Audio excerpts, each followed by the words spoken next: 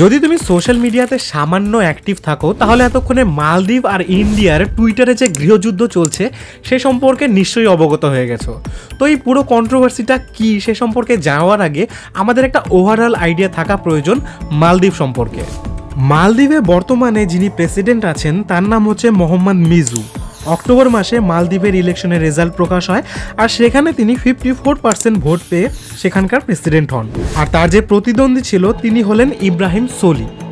এখানে মোহাম্মদ মিজু আর ইব্রাহিম সোলি এই দুজনের যদি পলিটিক্যাল প্রচার দেখো তাহলে এটা স্পষ্ট হয়ে যাবে যে কেন আজ ভারত আর মালদ্বীপের এই সংঘর্ষ শুরু হয়েছে। মোহাম্মদ মিজু সম্পূর্ণভাবে চায়নাকে সমর্থন করে আর অপরদিকে ইব্রাহিম সোলি ভারতকে সমর্থন করে। এবার দেখো যে কোনো ইলেকশনে যে বেসিক প্রচারগুলি থাকে সেগুলি বেসিক্যালি হয় জব, ডেভেলপমেন্ট, হেলথ, রোডস এই সমস্ত কিছু নিয়ে। কিন্তু মোহাম্মদ মিজুর যে ইলেকশন ক্যাম্পেইন ছিল সেটা শুধু আর শুধুমাত্র ছিল ভারতের বিরুদ্ধে। তিনি ভারতের বিরুদ্ধে ইন্ডিয়া আউট ক্যাম্পেইন চালিয়েছিলেন। মানে তিনি তার জনগণকে এটা বলেননি যে আমি কি ডেভেলপ করব, কিভাবে রোড বা ইনফ্রাস্ট্রাকচার ডেভেলপ করব বা কিভাবে জবস জেনারেট করব, সে সমস্ত কিছু নিয়ে তিনি প্রচার করেননি। তার একটাই প্রচার ক্যাম্পেইন ছিল যেটা হলো ইন্ডিয়া আউট ক্যাম্পেইন। আর এই ইন্ডিয়া আউট ক্যাম্পেইনের জন্যই আজ মোহাম্মদ মিজু মালদ্বীপের প্রেসিডেন্ট। এখন তোমাদের মনে এটা নিশ্চয়ই প্রশ্ন আসবে যে ভারতীয়রা কি মালদ্বীপকে কি কবজা করে ফেলেছে? তাহলে উত্তরটা হচ্ছে একদমই নয়, এরকমটা নয়।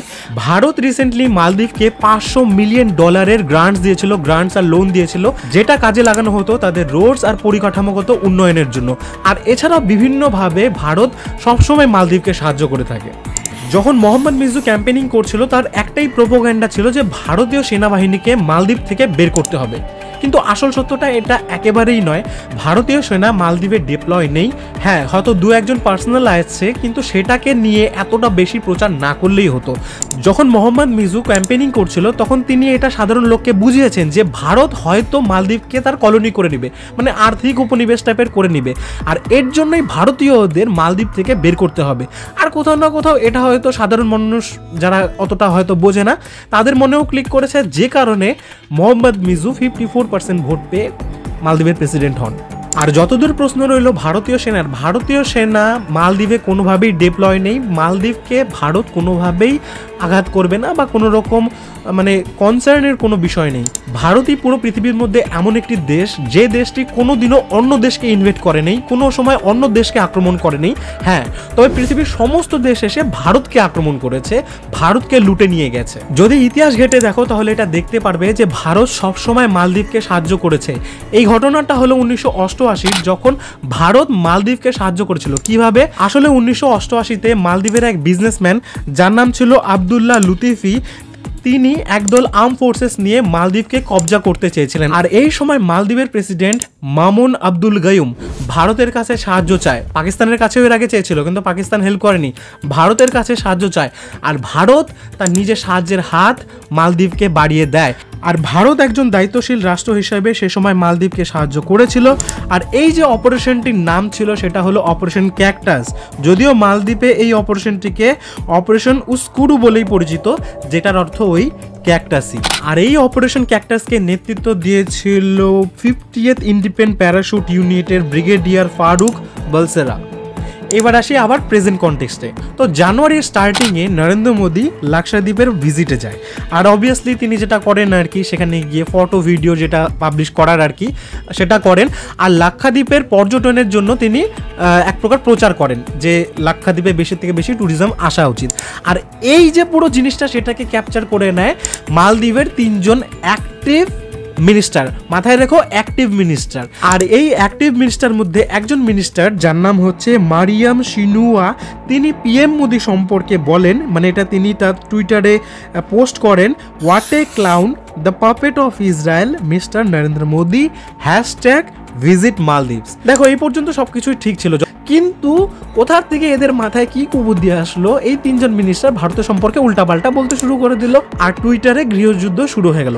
আর ভারতীয়রা একদম মালদ্বীপের উপরে ফেটে পড়লো আর লাক্ষাদ্বীপকে উল্টো প্রমোশন শুরু করে দিল। মানে নরেন্দ্র মোদী যে কাজটা শুরু করেছিলেন সেটা ভারতীয়রাই নিজের থেকে করা শুরু করে দিল। প্রথমত বলিউড স্টার যেমন অক্ষয় কুমার, জন ইব্রাহিম, আরও অনেক সেলিব্রিটিরা লাক্ষাদ্বীপের প্রমোশন করতে শুরু করলো, সেখানকার ফটো ভিডিও পোস্ট শুরু করতে লাগলো। পরে ক্রিকেটাররাও এই পার্টিতে জয়েন করলো। আর দেখতে দেখতে লাক্ষাদ্বীপ এক প্রকার ট্রেন্ডে চলে আসলো আর কি।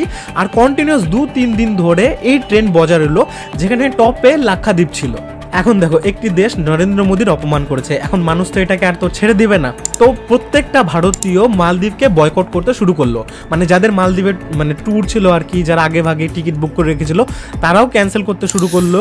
একটি অনলাইন পোর্টাল যেটার নাম হচ্ছে ইজ মাই ট্রিপ, তার সমস্ত যে ফ্লাইট ছিল সেটাকেও ক্যান্সেল করে দিল। এবার একটা জিনিস দেখো, ভারত মালদ্বীপের ওপর কোনোভাবেই ডিপেন্ডেন্ট নয়, কিন্তু মালদ্বীপ ডেফিনেটলি ভারতের উপর ডিপেন্ডেন্ট। মালদ্বীপ এমন একটি দেশ যেখানে অন্য কোনো আর ব্যবসা নেই, অন্য কোনো ইন্ডাস্ট্রি নেই, সেখানে একটি ইন্ডাস্ট্রি রয়েছে, সেটা হলো ট্যুরিজম। আর ভারতীয় পর্যটকরা সবচাইতে বেশি মালদ্বীপে ঘুরতে যায়। যদি 2023-এর ডেটা দেখো, অলমোস্ট 2 লাখ ভারতীয় পর্যটকরা মালদ্বীপে গিয়েছে ঘুরতে, বেসিক্যালি হানিমুন টানিমুন আর কি।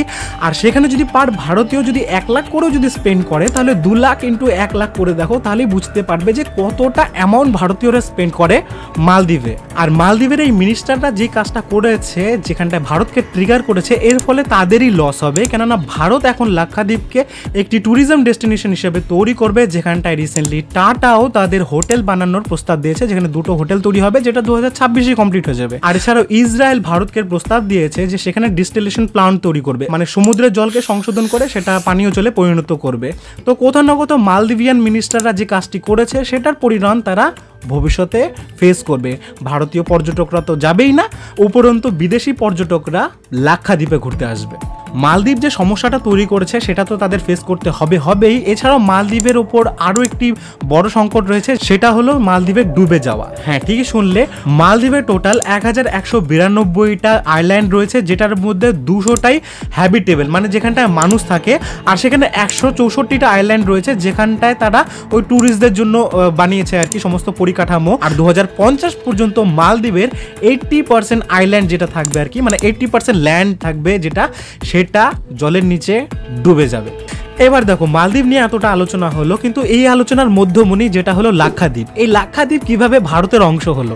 তো এই ঘটনাটা ওই স্বাধীনতার সময়ের আর কি 1947-48-এর টাইমে, যখন সমস্ত রিয়াসতগুলি ভারতে মার্জ হচ্ছে, ভারতের অংশ হচ্ছে, সেই সময় আমাদের যে গৃহমন্ত্রী ছিলেন সর্দার বল্লভভাই পটেল, তিনি লাক্ষাদ্বীপের গুরুত্ব বুঝতে পেরেছিলেন, আর লাক্ষাদ্বীপের যে স্ট্র্যাটেজিক ইম্পর্টেন্স যেটা রয়েছে সেটা বুঝতে পেরেছিলেন, আর যার জন্য তিনি লাক্ষাদ্বীপকে ভারতের অন্তর্ভুক্ত করার চেষ্টা করেন।